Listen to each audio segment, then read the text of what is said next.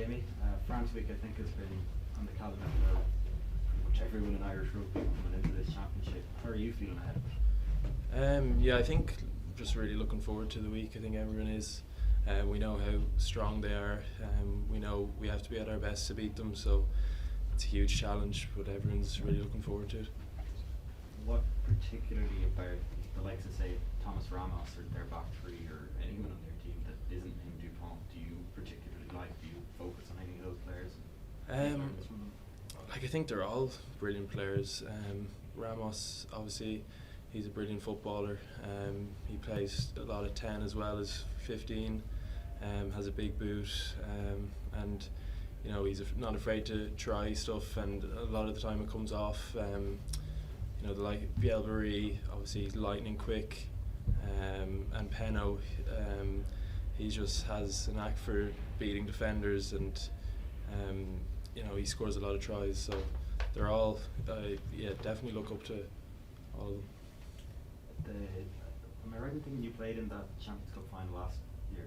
Yeah. And I suppose we focus on the New Zealand and South Africa rivalries when it comes to Irish rugby, but the Ireland-France one has been one that I think the rugby world has really enjoyed. Do you get much out of that emotionally in terms of just two teams absolutely at their peak? I remember I was watching the game 2 years ago in the Aviva, and that was probably one of the best games I've ever watched. It was end to end. I think the ball and play time was ridiculously high as well, and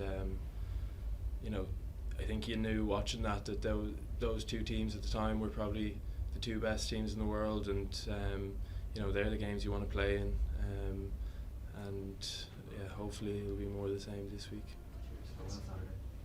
Sinead? Jimmy, do you remember who you were there with 2 years ago? I think I was just at home. I was in camp, but I was at home watching it. Yeah. How much do you feel that game against Wales is going to stand to you now? I think definitely. I think the team will learn from it. It was obviously the first half probably not how we wanted it to go. A lot of errors, including myself in that. But I thought the way we bounced back in the second half, we're 5 points down with a man in the bin, and we managed to find a way to get back into the game. Probably not in the way that we were expecting to go out to play before the game, but we went to a bit more of a kicking game and put pressure back on them. I think we learned a lot about ourselves in that second half. Shane and Johnny. How are you doing? You look really frustrated with yourself when that pass didn't make it to Gary, but the way you reacted and went on to play, do you have to think about that in game time, or is it just, are you able to forget about it and go on to play really well? Obviously I knew it should have been a try, so I was definitely frustrated at the time, but you don't want to. I definitely didn't want to let that cloud my judgment or anything for the rest of the game. There's a lot of rugby to be played after that, and I wanted to come off the pitch knowing that, or to be relatively happy with the performance. So, I think it's best to drop the mistakes as soon as they happen. Obviously, I was frustrated at the time, but I tried my best to forget about it. And when you got to look back on the game, were you kind of able to think, I did it. That was a good day's work from a personal point of view? Yeah, I suppose I was pleased with some of the stuff in the second half, but when you reflect on it, obviously it could have been better. But I was relatively pleased and happy to get the win, most importantly. Johnny? Jeremy, you started full back against South Africa last summer. This sort of game is quite a big game, like playing against South Africa.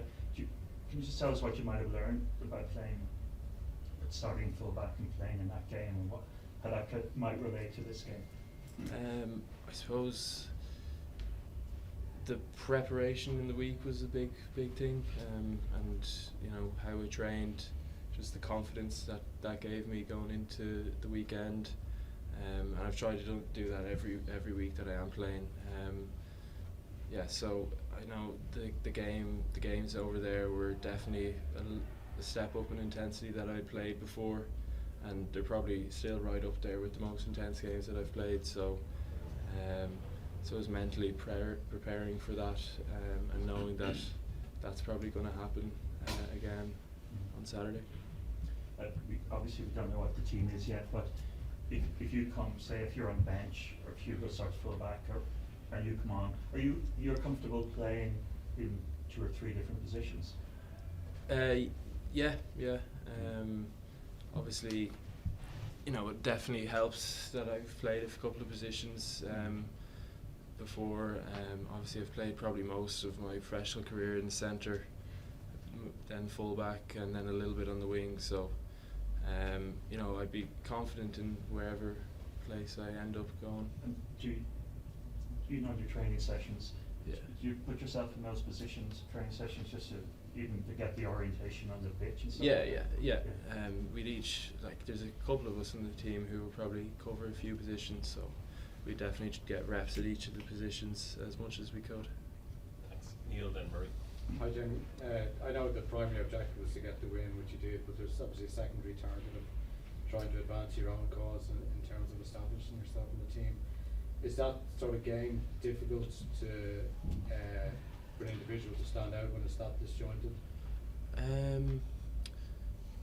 Yeah, I wouldn't really think about trying to stand out as much in that game. I think everyone's just trying to do their role as best they can, and I think if you do your role well and perform well, the coaches will see that and people will see that, and as a team we probably play better. So it's not something I would have been chasing anything to stand out, but I tried to do the best I could, and when the team performance goes well, I think everyone benefits from that. What was the feedback from the coaches like afterwards? Yeah, similar to what I've said about we had to clean up a few of our errors in the first half. There's a lot of handling errors, a lot of drop balls, obviously the pass, and just tidy up the accuracy there. And I think we did that for the most part in the second half. Murray. Jamie, you mentioned the kicking game, and obviously you can kick it a long distance. How much learning has gone into around the tactical side of it, and maybe the right types of kicking and all that kind of stuff with Johnny and others, I'm guessing? Yeah, I mean, Johnny's great help, because he'd work a good bit with the 10s, but also the back 3. I suppose from a back 3 perspective, you're looking at we talk about just scanning backfield space, seeing how much is it better to kick long, is it better to kick contestable, and those sort of decisions, because obviously Lowy as well, he's a great long kicker, and Sam of course, but then we have lads like Hugo who's so good at, and Mac who are so good at chasing and getting in the air, so it's about working together really, and deciding on what's the best kick option at the time. Have you had a competition with James Lowe? No, I haven't, but maybe one day. Just on the French, Dupont can kick with both feet, Entamac, Ramos, all the different options. How challenging is that as a backfield? Yeah, no, definitely challenging, and we've spoken about that this week. I suppose, it's they have they can kick the ball long, but they also come with a lot of little attacking kicks, little grubbers, chips. So I think it's the responsibility is on the whole team really to be able to see that, and the backfield will play a big part obviously, but I think everyone needs to be switched on. Last couple of questions, Neil and then Derek. Jamie, were there any particular French players you would have looked up to when you were younger or tried to model your game off?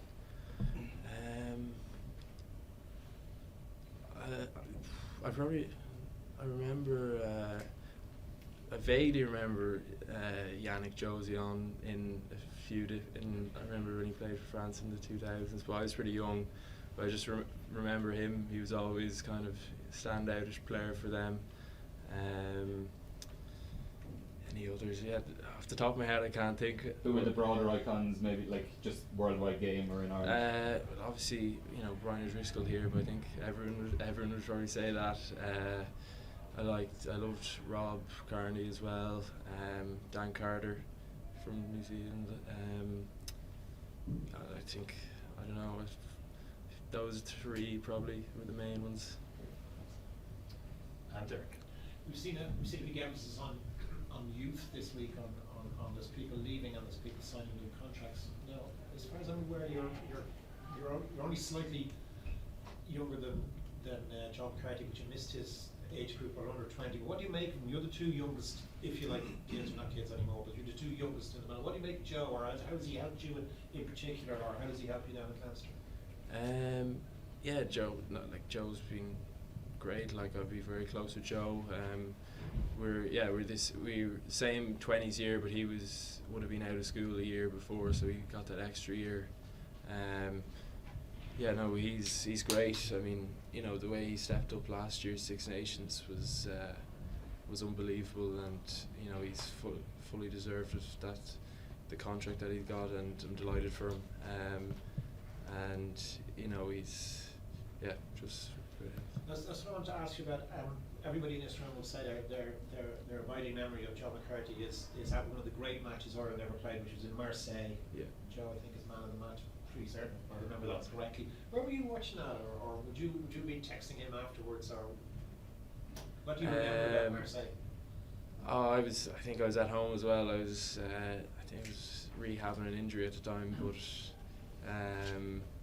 obviously I did text him after the game. I was delighted for him, and that's exactly what we all knew he was capable of doing, and he was unbelievable.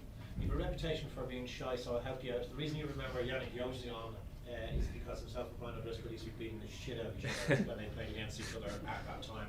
But the other question I wanted to ask you is, just given that you're a fairly quiet lad, can you remember your first interaction with Andy Farrell, who's a frightening character? Nice guy, but frightening character if you don't know him. Do you remember when? I would have been. He rang me the week before I went in as a development player a few years ago. That was the first. I was kind of caught off guard by the phone call, but I saw his WhatsApp profiler, so I kind of knew who it was. But that was the first. I don't remember much. I was probably a bit shocked at the time. Be honest, who do you think was pranking you? James Lowe? Who was the player that first came to your mind? Who's likely to do that prank? It is James Lowe, probably, isn't it? No one else comes to mind anyway, definitely. Does anybody do a good impersonation of Andy Farrell in the squad? Here, don't go there. Don't walk into that bear trap. You're done, Jamie. Thank you. Joe, Cheers. Thank you very much.